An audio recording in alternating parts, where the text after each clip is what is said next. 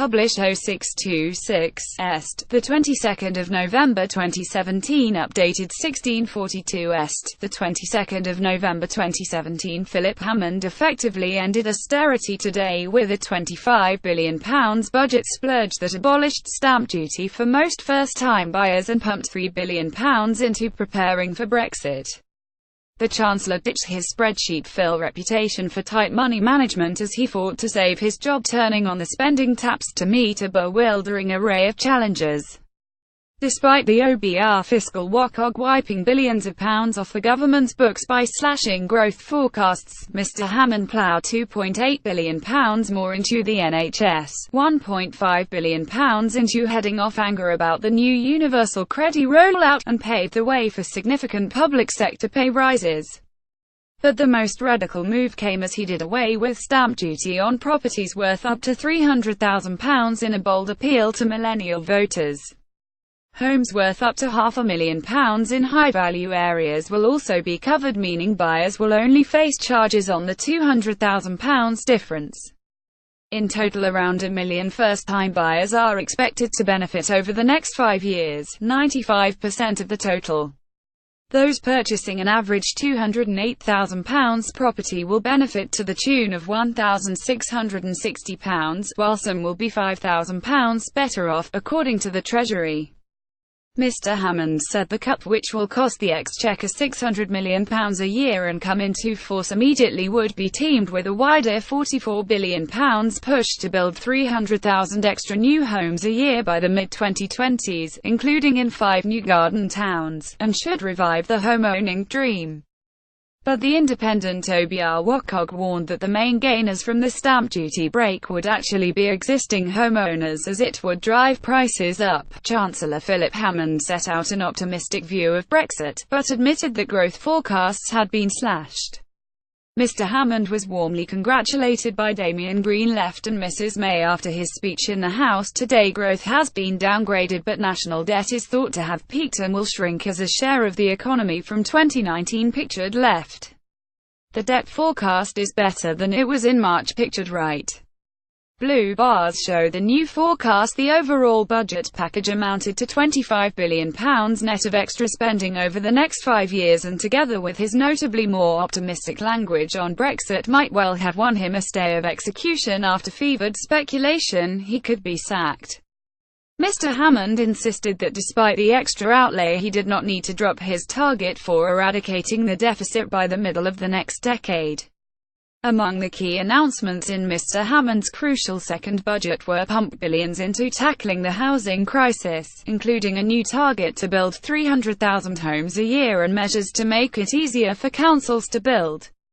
Said the government would carry out direct intervention to ensure there was land available for construction, wooed younger voters with a cut in stamp duty for first-time buyers, and the extension of the young person's rail card to all under 30s, vowed £28 million to eradicate homelessness in cities by 2027, and devoted more money to addressing mental health conditions. Allocate £2.8 billion more to the NHS over the next 2 years, but well below the £4 billion that has been requested by senior managers in the health service. Mr Hammond insisted public sector workers must improve their productivity in return for an easing of the 1% pay cap.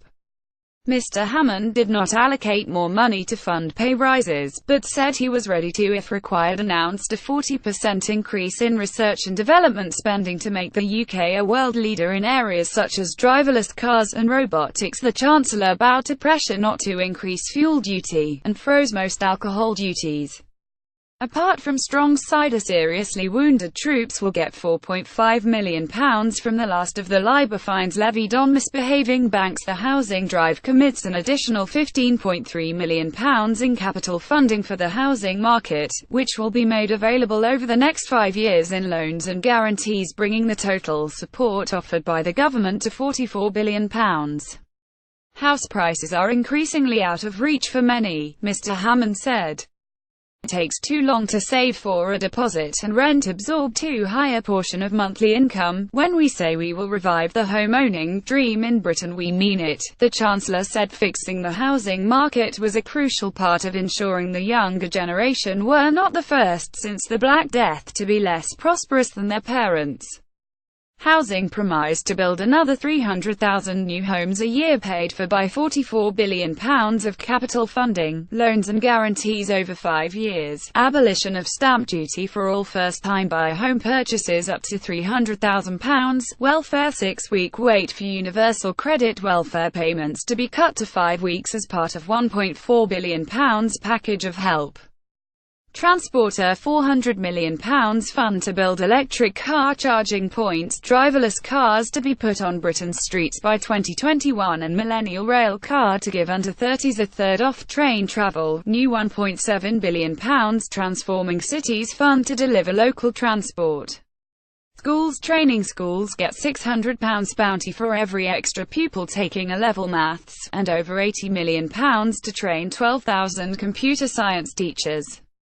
A new national retraining scheme will be created and given £30 million for construction training. NHS, an extra £12.8 billion given to the NHS, with £10 billion going to help the service plan for the future and an extra £2.8 billion for the current day-to-day budgets.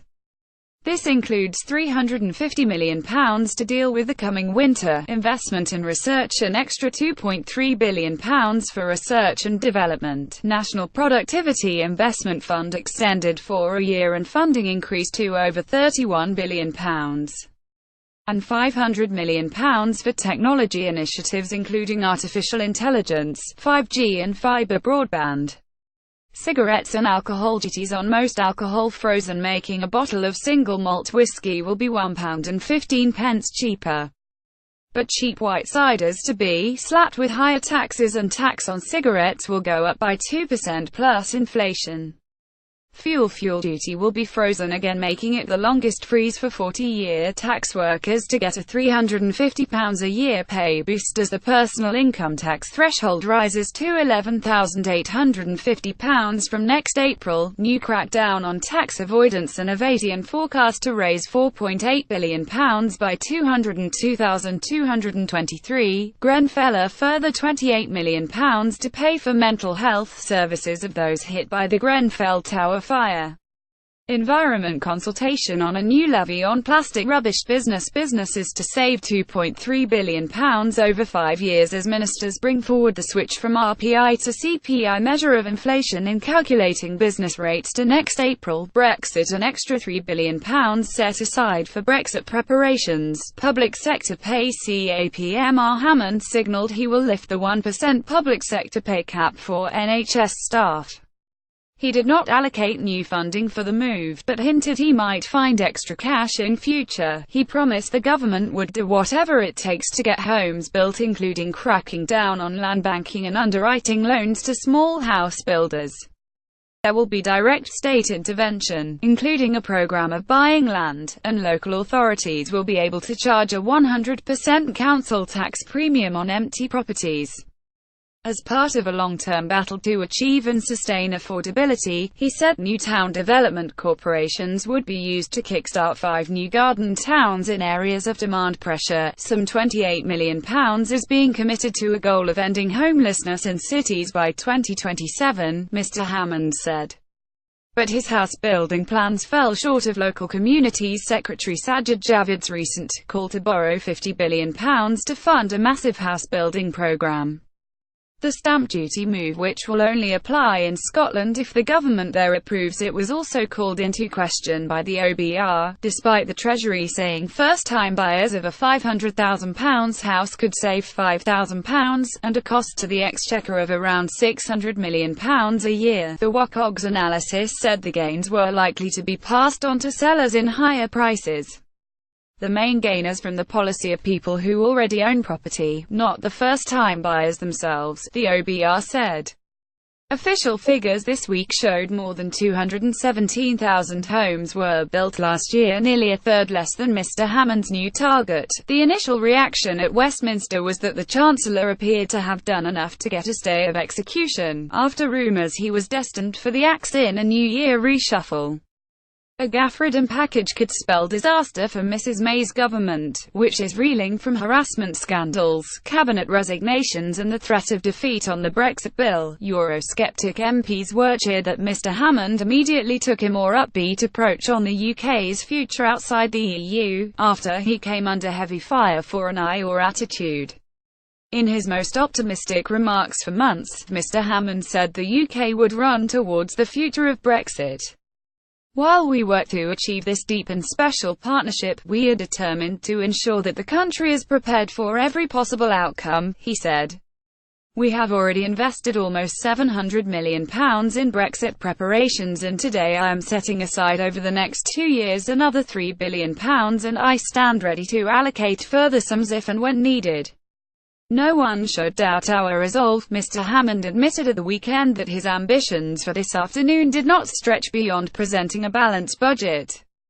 Downing Street was so concerned about the lackluster details briefed to journalists overnight that it stepped in to insist more information about education announcements were released. Mrs May tried to downplay the tensions this morning by tweeting a supportive message with a picture saying Mr Hammond would be setting out the government's blueprint for the future. But the Chancellor had little room for manoeuvre on the government's finances as the economy has slowed down, while productivity gains have stayed stubbornly low. In his speech, Mr Hammond said that for the first time in decades, Britain is genuinely at the forefront of a technological revolution, not just in our universities and research institutes, but this time in the commercial development labs of our great companies and on the factory floors in business parks across the land. So we must invest to secure a bright future for Britain, and at this budget that is what we choose to do, he will add. Mr Hammond said he had previously set aside £26 billion as a Brexit walkist, adding, "Now I choose to use some of the headroom I established then so that as well as reducing debt, we can also invest in Britain's future, support our key public services, keep taxes low, and provide a little help to families and businesses under pressure. A balanced approach that will prepare Britain for the future, not seek to hide from it." Mr Hammond said the tight economic landscape would not stop him being bold about Brexit and pledged to use some of the money. "An economy that continues to grow, continues to create jobs than ever before, and continues to confound those who seek to talk it down. An economy set on a path to a new relationship with our European neighbours and a new future outside the EU," he said.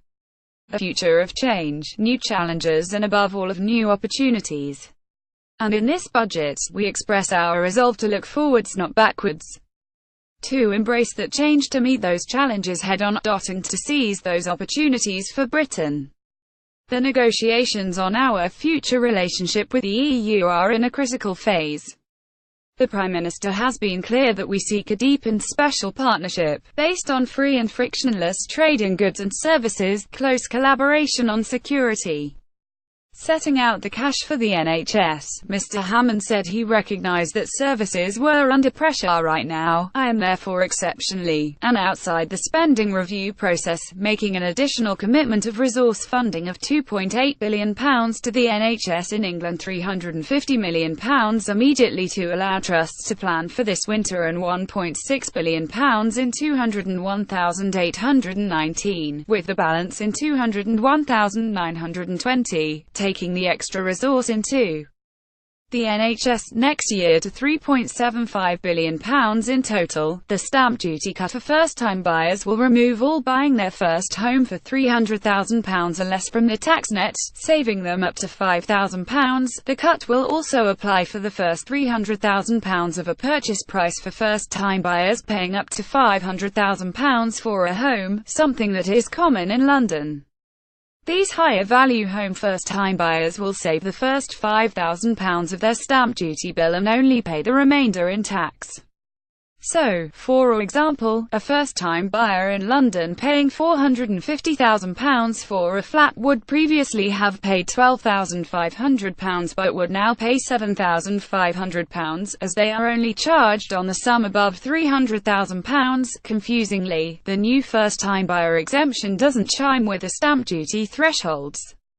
It covers £300,000, but stamp duty kicks in at 2% from £125,000 to £250,000 and then 5% from £250,000 up to £925,000. Overall, the Chancellor is spending £25 billion more over the next 5 years. Treasury sources said what the government is committed to do is to meet its fiscal rules. It's not austerity for austerity's sake. We are meeting the fiscal rules by some margin.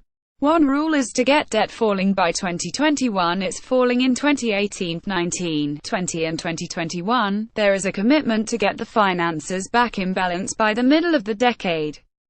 Mr. Hammond vowed to pressure from motorists not to slap additional tax on petrol and sell in the budget.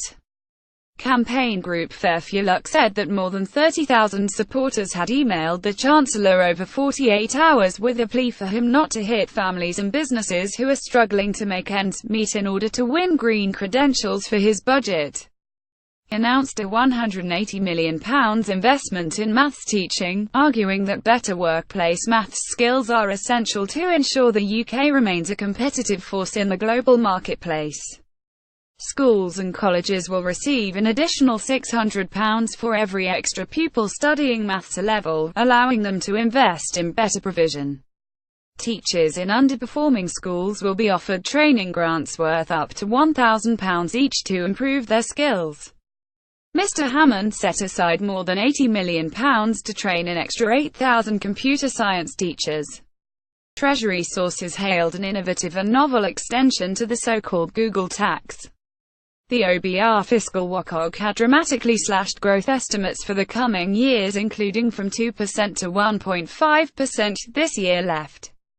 Mr. Hammond said the deficit would still fall every year, but by less than previously thought. Mrs May was flanked by the Chancellor as she took PMQs in the House before the budget was delivered. Labour leader Jeremy Corbyn said he believed the budget package would quickly unravel as he responded in the House. Health and social protection dominates the government's spending left. The Tories have promised to raise the higher tax rate threshold, but the plans may be pushed back towards the end of the Parliament. Last year Mr. Hammond ditched George Osborne's target of eradicating the deficit by 2019, instead saying it must go by the mid-2020s.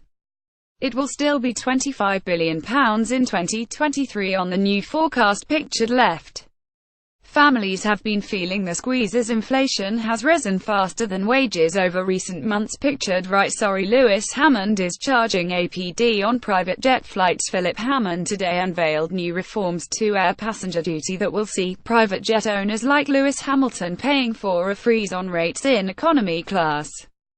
The F1 champion, who hit the headlines after it emerged he legally avoided tax when buying his jet, will have to pay an extra £47 every time he flies from the UK. The new levy will also hit business class flyers as the Chancellor scrambles to raise extra revenue without punishing holidaymakers. In his budget speech, Mr. Hammond quipped from April 2019, "I will again freeze short-haul air passenger duty rates and I will also freeze long-haul economy rates, paid for by an increase on premium class tickets, and on private jets." Sorry Lewis. Campaigners bemoaned the announcement as a missed opportunity to cut APD rates and bring them into line with taxes charged in other European countries. Reforms established by George Osborne allowed HMRC to collect tax on revenues earned on UK digital search activity even if it was generated via software working offshore. Companies, including search engines such as Google and social media firms, got around the new tax by running the activity via a third country. The new measure allows the UK to exploit bilateral tax agreements with more than 100 countries to lay a claim to the revenue, raising more than £500 million in extra tax over the next 5 years. Source admitted the third country could collect the tax themselves and stop it being returned to Britain, meaning revenues decline over time, but they said the Treasury hoped the internet firms would be forced to effectively onshore activities taking place in Britain anyway. The source said this is not a silver bullet for all of the public's concerns about the digital economy. There is much more to do, but this is a sensible and pragmatic measure. He made clear his determination to pitch for millennial votes by announcing plans to get 300,000 homes built a year. Mr. Hammond is regarded as on a final warning after his first budget package in March unraveled within days over a proposed hike to national insurance contributions for more than 2.4 million self-employed. The Chancellor initially seemed unaware that the plan smashed her Tory manifesto pledge, and amid a massive backlash, Mrs. May humiliatingly forced him to drop it. He has also enraged Brexiteers with gloomy pronouncements on Britain's future outside the EU, with some openly demanding Mrs. May replace him with a more optimistic figure. There had been strong signs that Mr. Hammond was destined for the chop after the election. But Mrs. May's poor showing left her too weak to make dramatic changes to her top team. The Chancellor has again been tipped for the sack in a New Year reshuffle if this week's budget is a flop.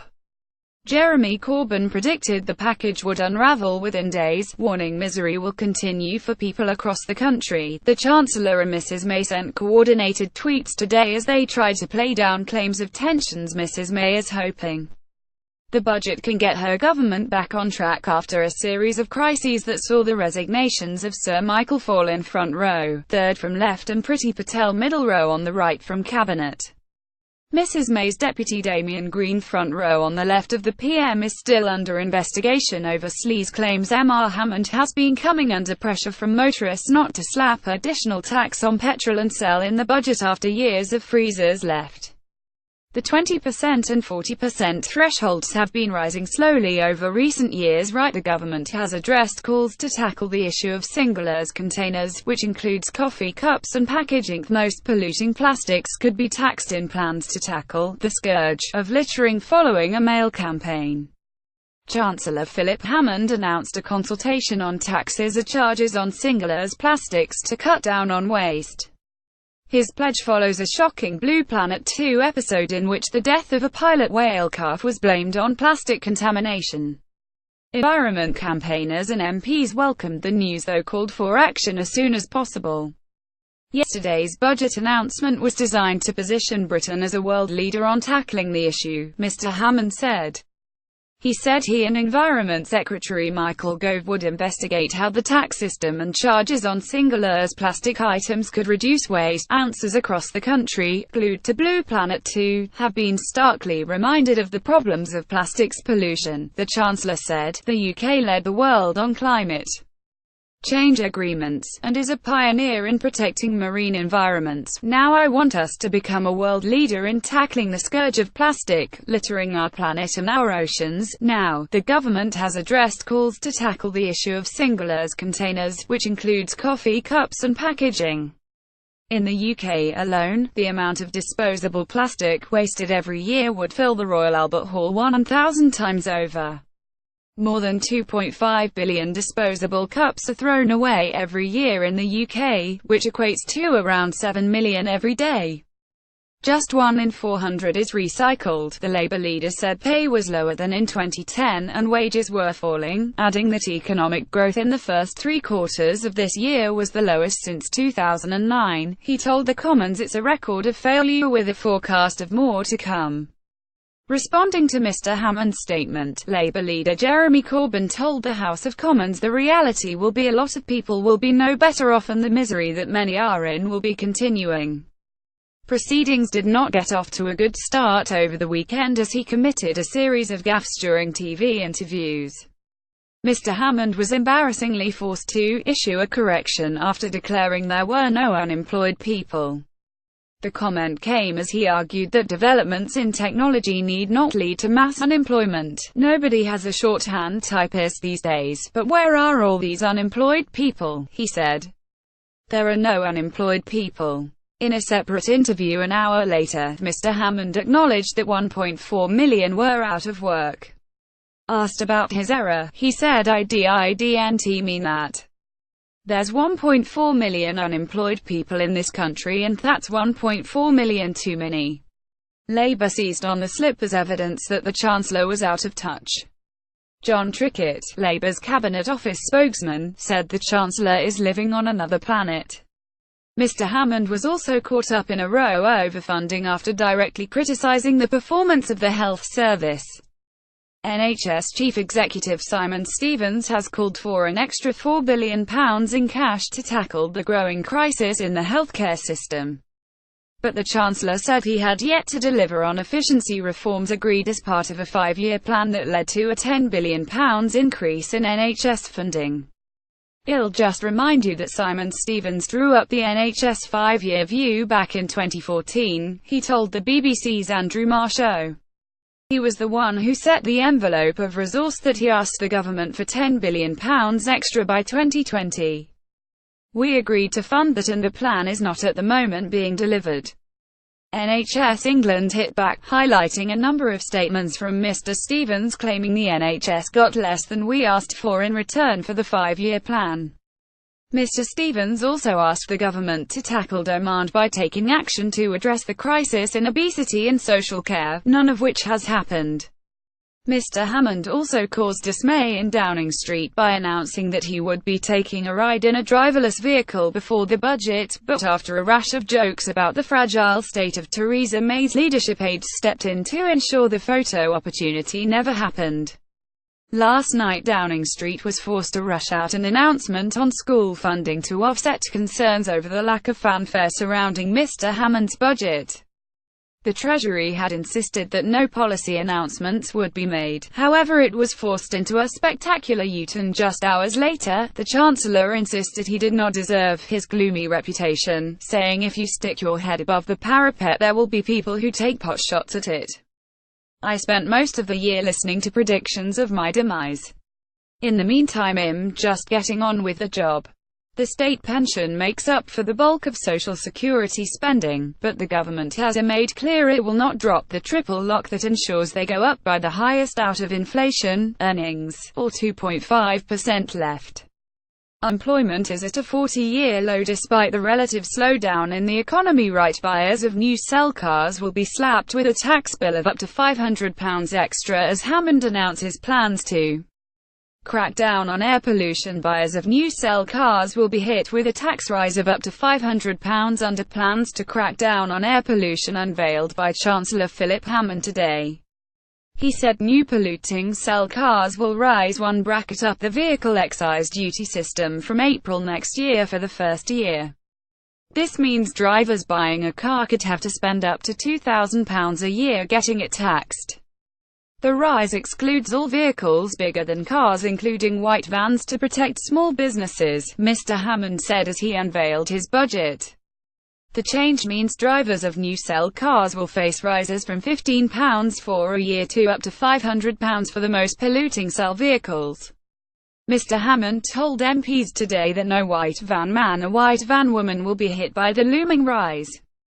Current cell cars will all rise one bracket up the vehicle excise duty system, hitting millions of car owners, but motoring groups reacted with fury to the looming rise, branding it unnecessary and hits ordinary Britons who rely on their cars and are already feeling the squeeze. The Chancellor said upcoming models which meet new air quality standards would not be hit by the higher charges.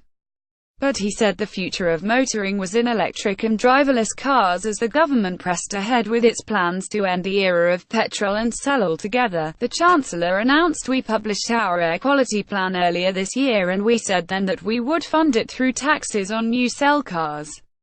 From April 2018, the first-year VED rate for cell cars that don't meet the latest standards will go up by 1 band and the existing cell supplementing company car tax will increase by 1%.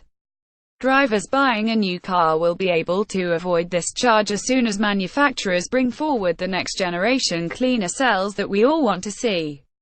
And we only apply the measures to cars. So before the headline writers start limbering up, let me be quite clear, no white van man or woman will be hit by these measures. Philip Hammond froze duties on most alcohol today but announced a new crackdown on cheap white ciders with higher taxes. The Chancellor said he wanted to cut consumption of high-volume, low-cost alcohol and said he would change the law to increase tax on them. But other products such as beer, spirits and wine will not be increased, allowing the Chancellor to claim a bottle of single malt whiskey will be £1.15 cheaper. Tobacco taxes will continue to spiral, as an escalator of inflation currently running at 3% plus 2% will continue.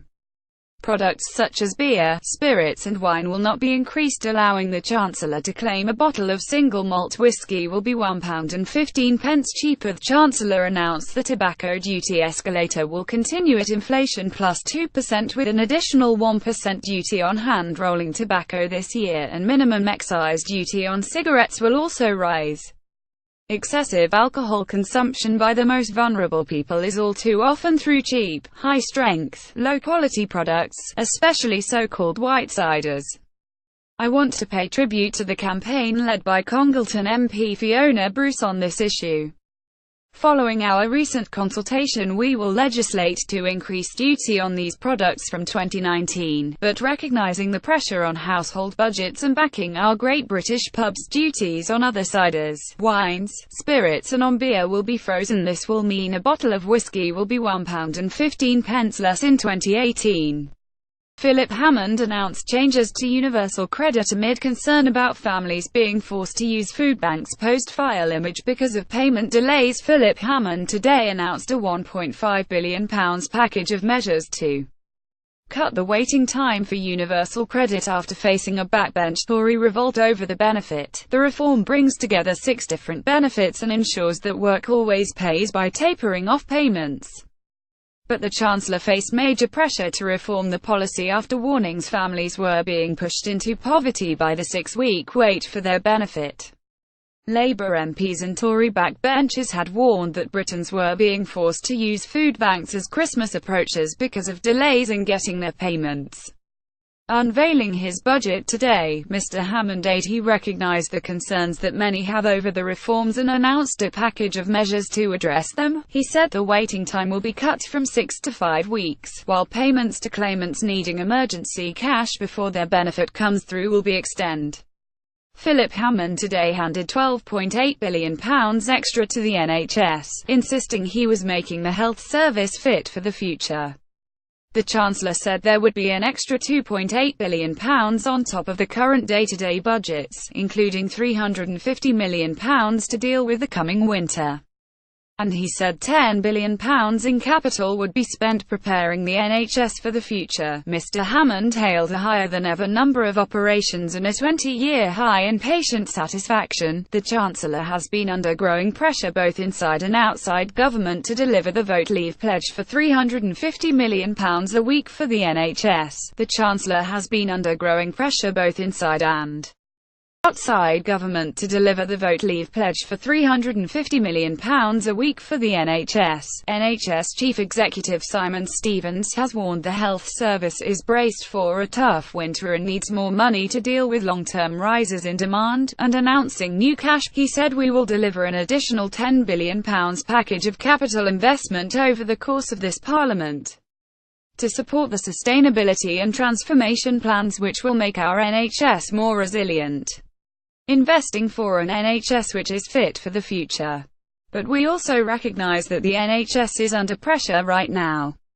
I am therefore exceptionally, and outside the spending review process, making an additional commitment of resource funding of £2.8 billion to the NHS in England, including £350 million immediately to allow trusts to plan for this winter and £1.6 billion in 201819, with the balance in 1920, taking the extra resource into the NHS next year to £3.75 billion in total. A lone light shines at the Chancellor's home at number 11 Downing Street at 4:30 a.m. this morning ahead of Philip Hammond's make-or-break budget. Philip Hammond was burning the midnight oil as he put the finishing touches to his make-or-break budget in the early hours of this morning. A single light was on at number 11 Downing Street at 4:30 a.m. this morning ahead of the Chancellor's big set piece. Mr. Hammond is under huge pressure to deliver a blunder-free budget today. Many within the Tory party have hit out at his Eeyorish pessimism and would seize on any gaffe to demand he is sacked from the top job, while many backbenchers have urged him to turn the spending taps on and signal an end to austerity to stave off the threat from Jeremy Corbyn's Labour. Today's budget is widely seen as make or break for the Chancellor, and if it flops, it will be a major blow to Theresa May's authority too, as her government reels from scandals, cabinet resignations and the threat of defeat on the Brexit bill.